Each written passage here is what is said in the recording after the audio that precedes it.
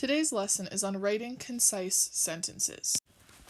The word concise is a very concise way of saying much in few words. There are three main ways that you can make your writing more concise. The first is to combine shorter sentences. So to see some examples of this, you can look back at exercises 43, 47, and 67, where we already practiced these skills. The second way is to leave out unnecessary words or ideas. For example, we could take the sentence, "It was about 5 minutes later that a police car came to a stop in front of our house." There are several words that we can cut out. For example, we can cut out the it was and just start at about. About 5 minutes later, and then we can go straight to a police car, and then we could kind of rearrange this came to a stop in front of our house to stopped outside our house.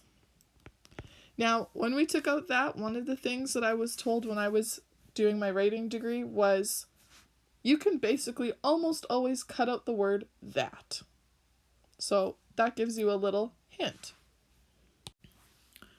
Our third way is to avoid using adjectives that are synonyms to describe the same noun. So remember, an adjective is a describing word, and synonyms are words that have similar meanings. So this is when you would use two words to describe something, but they basically mean the same. For example, if we had suddenly the enormous, huge rhinoceros charge the photographer, we have two adjectives here, enormous and huge, and they both just mean really, really big. So instead of saying both of them, choose whichever one you think is stronger. So I might say, you know what, I think enormous sounds better than huge.